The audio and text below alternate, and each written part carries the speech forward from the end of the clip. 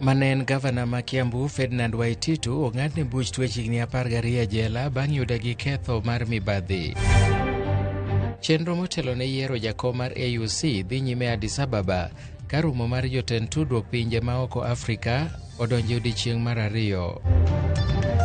The findings of this report are a call to action for all of us, parents, educators, policymakers, and the young youth themselves. Let us unite in this fight to create a sober, healthy, and prosperous nation. Sirikal oyango kenge mag thiro tiyo kod yedhe mamero ji e pacho ka yedhe mamero ji pod ineno kaka midhiero e mbalariany ma pacho ka.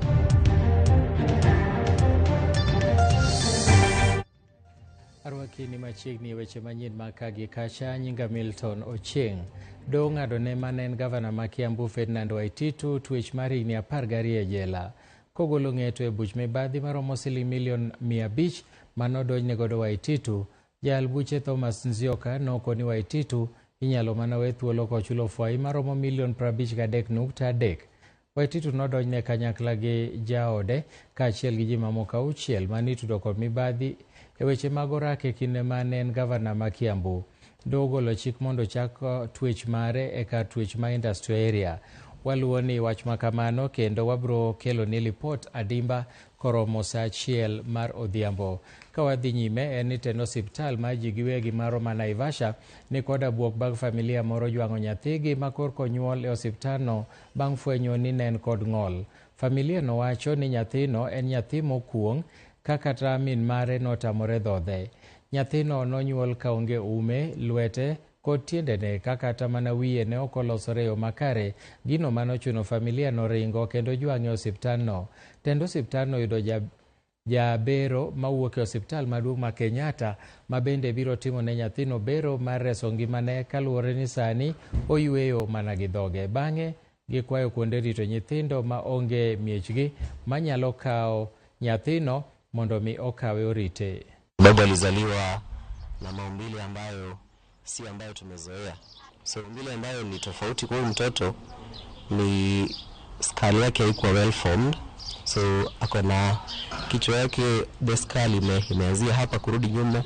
So upande wa mbele hapa hakuna skull. Alafu pia utaona uso wake hauko sawa kabisa, hana pua. So hapa tu ni the nostrils. Alafu pia macho yake yako set hapa tu chini right above the mdomo wake. So pia ukiangalia mikono yake na miguu, kwa mguu ana kidole kimoja kwa the right lower limb.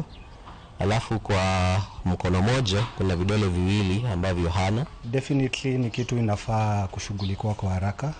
Kama nilivyosema, kuna uvimbe huko kwa sehemu yake ya mbele ya kichwa, na kulingana na investigation tumekuwa tukifanya imetuonyesha kwamba brain yake iko intact, but kuna sehemu iko na maji pia, na hatujui kama venye anaendelea kukua mkubwa ama kutakuwa na any compromise kwa brain yake. Chenro mar ikruok ne yiero jatend kuku mar riwruok pinje Afrika AUC e boma ma Addis Ababa e piny Ethiopia dhi nyime ka romo ma jotend migepe mochung' ne tudruok pinje maoko e pinje Afrika odonjo odiechienge mar 2. Jalar kom AUC Raila Odinga osedonjo e piny Ethiopia motelo ne yiero ma chieng' ngesono. Jatend piny William Ruto bende nosedhi e piny Ethiopia mar medo lombo jotend pinje madhi go ombulu mondo bi osir Raila ne bedo jakom mar AUC. Jatend jotend migepe ma bende en jatend migawo mar tudruok pinje maoko Musalia Mudavadi okoni ikruok ni kare.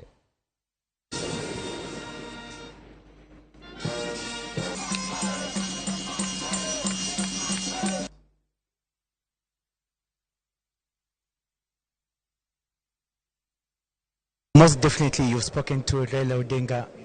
Is he confident and is he prepared? He came in last night from Burundi. He met the president of President Ndayishimiye of Burundi. They had a good session. and he's in very good spirits. He's a seasoned politician.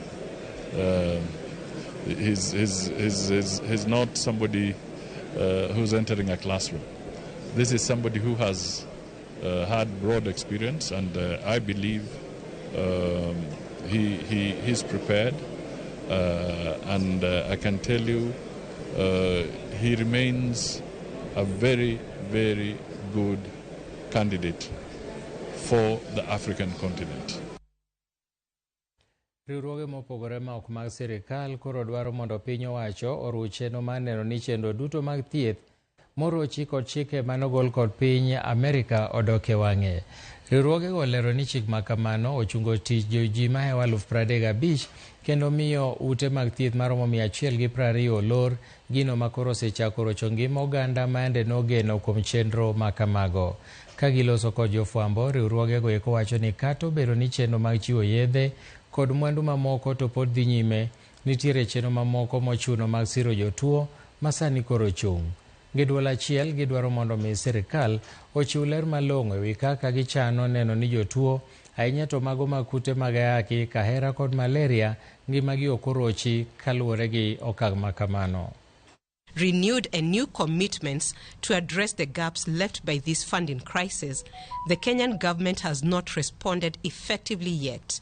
We are concerned by this lack of urgency and proactive actions from our leaders when lives are at risk. The abrupt 90-day suspension threatens to undo decades of progress in the Kenya's healthcare system, particularly in HIV, TB and malaria response.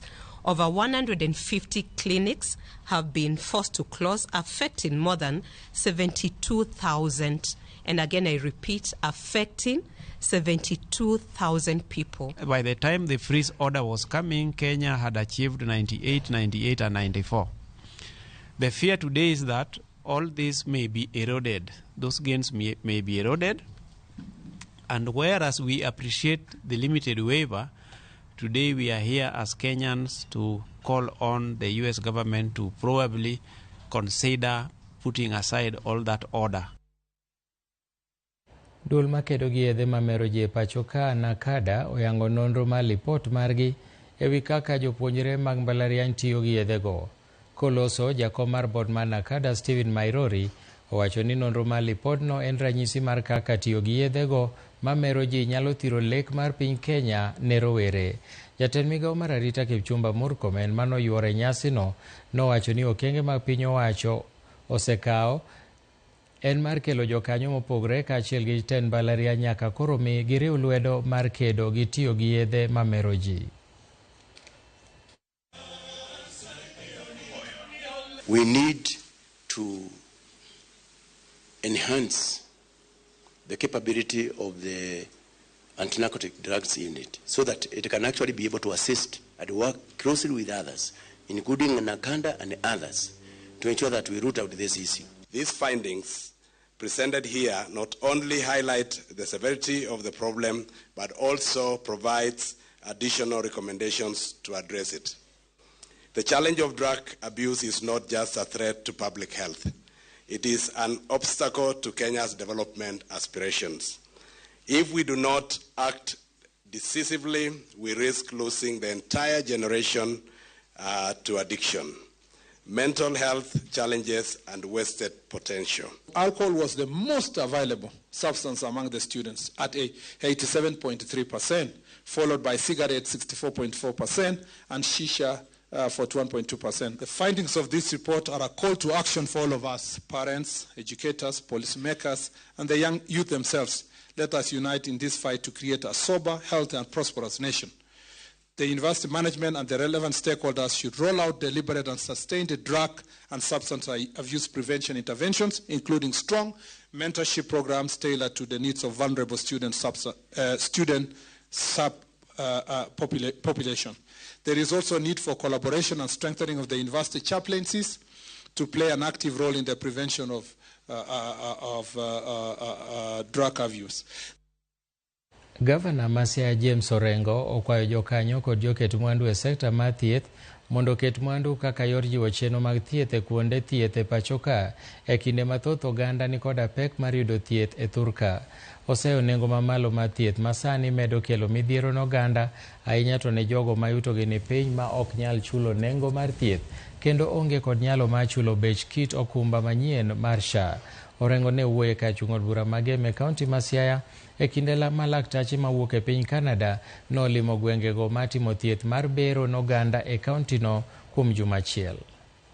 We need to sit down more and consult more because I think primary health care in an environment where incomes are low and the standard of life for ordinary citizens, a big percentage of our people are living below the poverty line and just about $1 a day or less. So the provision of universal health care that is of reasonable quality and is accessible is essential in our situation. Our program here, dubbed Nyathi and Mwandu, takes account of all aspects of a child's development from conception to the age of about 3 years. And this is why we are particularly invested in ensuring good health, nurturing care for these children at this very early age. Really, we'll have more impact by helping children. If we can help in any way children to get a better education, have a desire to be a doctor, to be a lawyer, to be an anesthesiologist, an accountant, whatever, and see the impact that will have in the world. Helping do surgery on a few patients is fantastic, but even better is to help provide hope and encouragement and building brotherhood across the world. Wadoke sigana mokwongo kama ne nido ong'ado ne manen gavana ma Kiambu Ferdinand Waititu twech mar higni 12 jela. Kogolo ng'eto e buch mibadhi maromo $500,000 manonegodo Waititu, jal buche Thomas Nzioka nokoni Waititu inyalo mana we thuolo kochiwo fai mar $53.3. 2 years imprisonment. Still on count number 1. Under the provisions of Section 48(1)(b), as read with Section 48(2)(a) of ASECA, you pay a mandatory fine of $51,249,000, equal to 2 times the benefits, and in default, then you serve 7 years imprisonment. I'll also proceed to sentence you for the offense in count number 2, where you are also accused together with your company, Sekatu Estate Developers, convicted of dealing with suspect property under the provision of Section 47(1) as read with Section 47(2)(a) and 48 of ASECA. Accused person on your behalf and on behalf of the company, I'll just issue one sentence: a fine of $500,000 in default, 12 months imprisonment. Johala e chiro Mobambo omiyo ten kaunti ma Kisumu thuolo mar dweche 2 mar keto kare chenro e chiro no. Joalago dwaro ni mondo gerne chope, keto negi pi maler e kind midhiero mamoko ma giywak ni osuru ma gisechulo kosebedo kitiyo negigo makare. Gi kwan mar johala mayo 500 kadiore piny maru e stonde 72 e dier chiro ma Obambo mayudore e sub county ma Kisumu West. Jola e chiro no koro yuago odayo e wichido mar aluora, onge mar pi maler e kind midhiero mamoko. Ler onge Obambo, container ne gimiyo waten container matin. Koro kiwuotho kachacha tiyudo kata kopong'o kucho all over Obambo market. Koro mano problem ma wan go kabisa korka ler. To gikwayo be wakwayo ni county government ondiknwa kata joywecho moko 2 manyalo ywenwa Obambo market ko tung kocha nyaka koni. Maduong' ahinya en sirikandwa dowuoge oko mondo bi okonyinwa pi mine uso alot ka, mine uso rech ka, wan wawegi wan gi kata mana gima duto kako chakore pino wanya dwaro kata pi modho diro ka pigno onge machiegni kodwa. Koro mae mwakwayo sirikal mondo mi okonywa weche aina gi mondo wabed gi ler motegno e Obambo. Wakoso ler to ler ni chakore mana gi pi. Gitielo bende ni onge mar choche osebedo badho maduong' e chiro no ka koro chuno gi mondo gidhi oko matin gi maduong' e yo monywandore e tok dukni kod e bunge machiegni gi chiro gino maketo ngimagi e andaki mar gamo tuoche mopogore. Show mar Obambo waonge go. No mukore ka no mukore no wase report ne county government. Gisebedo ka gi promise wani gibiro loso nwa cho poko ger cho nyaka kawuono. Ki wuotho around the market yudo ni jomoko olo pi matin kamora mora jomoko dhi oko nyithindo dhi oko kamora mora. Koro inyalo yudo ni nyalo chuno wa nwa ringi kata kamoro ma korido masa moro bathe kanyo nitiere hotel. Emo biro ka ng'ato nyuongo kanyo mondo mi okonyre. Mama nero makosa. Koro mano it is easy mondo jowa matimo hala e chiro ka yot mondo yud tuo mar kolera tuoche maluwore gi ler ka ler tin. Ewi mano, jwalago yuago achiedh nade magi kalo e kinde duto kotenore kod yudo hola ne bogo ohennigi kaluore ni hola mag piny owacho kaka mag Uwezo Funds ok chop negi e yo mayot. Wagombo ni county government gin ga kod loans magimiyoji wabende gimiwa loans mondo walokgo ichichwa mar Obambo kar kae mondo Obambo bed chiro moro maber mantiere kod chia makata ka wendo moro oko kucha to neno ni waloko. Masai emasani timo ne jogi loaning kaponi pesa no kochul to koro tikre kodi. Kora neno ni Uwezo Fund mondo kelnwa mondo kik wayud weche makelo wach magachach mag manyalo miyo joga Masai hinyo jogi. Kano telnegi kod jakom margi koro gibono mar biro weyo chulo osuru ponono ten county ma Kisumu oko biro deo ywakgi kendo tieko midhierogi e thuolo mar dweche 2. Koro mo 2 months kaponi market Obama market oko yudo cho oko mednwa skip mar container health wise bende oko bedo maber korka ler mane okang majo traders around 500 people sekao ni they will not pay tax. Kichario gi kwa miyogi to gikao action okwa bingado osuru. Joala mobambo koro geno gi liyo mondo sirikal owinj ywakgi kendo kelnegi resruok mapiyo ka koro gichiwo thuolo mar dweche 2 kende mondo sirikal okaw okang' makamano. Ka okamano to gibuono wechoko osuru. Millicent Adhiambo, Ramogi TV, Obambo, Kisumu County.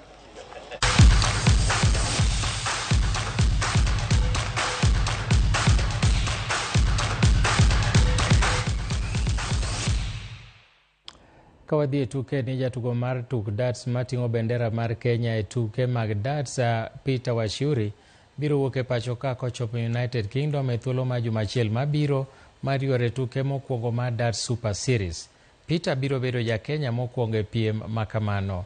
Kata obedo ni gin kod ohinga mathoth weche mag omenda, Washuri nigi geno ni gibiro weyo sigana e tugo moywayo jotugo manigi lony mawuok e piny mangima. Riwruok mar tugo mar darts e pacho ka Kenya Darts Association ni kod riwruok mar Buffalo Darts Group otiyo kanyakla maneno ni Washuri oyuore tukego.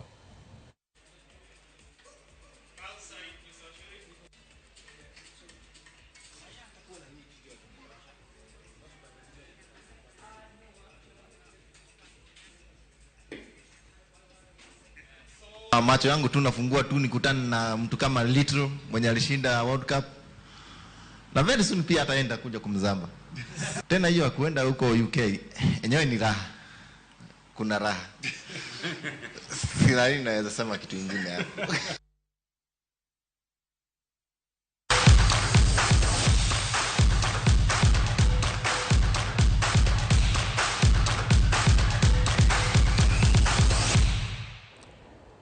Erokamano ahinya kuom miya kindeni gi kanyo mwachopo e giko mar weche manyien ma ka gi kacha. Wadich ahinya odwa mar